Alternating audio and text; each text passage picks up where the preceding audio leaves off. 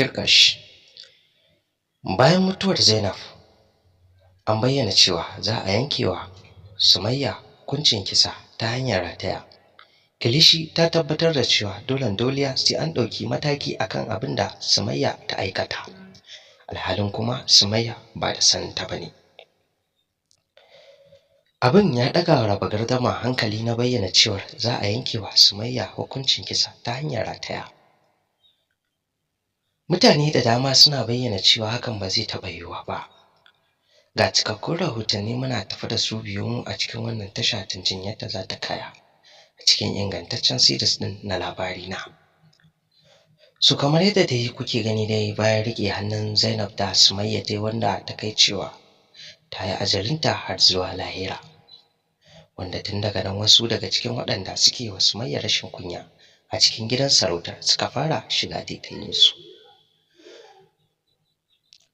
Babba Hajiya, wadda aka fi sani da Kilishi, ta bayyana cewa dolen doliya sai an ɗauki mataki akan abin da Sumayya ta aikata, kuma daman can dai ita Kilishi ba san Sumayya take ba, wanda wasu daga cikin mutane suke bayyana cewa su sun so Kilishin ce ma hakan ya faru da ita, amma kuma hakan ba zai taɓa faruwa akan Kilishi ba.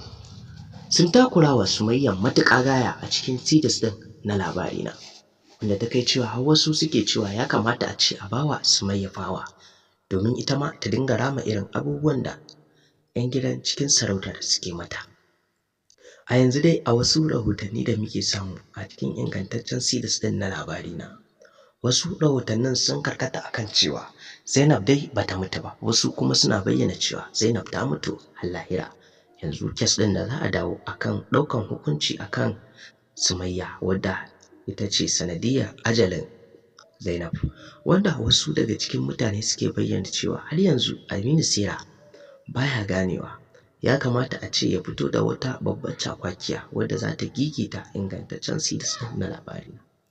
Amma kuma a yanzu dai series ɗin na Labarina da dama daga cikin mutane suna da ƙiƙin son kallonsa, dan a yanzu a iya kafafen social media, wanda series ɗin shine yake rufe makallata a YouTube channel sama da mutum miliyan 1, wanda a yanzu dai Aminu Saira za mu iya cewa wannan series nasa yana nan yana ta ƙara farin jini a wurin al'umma da suke kalla. Ci gaba da kasancewa da wannan tasha domin sake samun sabbin shirye-shiryen tashar a duk inda suke a faɗin duniya. Ka danna subscribing, kana ka danna alamar ƙararrawar sanarwa don ci gaba da samun sabbin rahotannin namu a duk inda suke a faɗin duniya ma baki ɗaya. Muna godiya.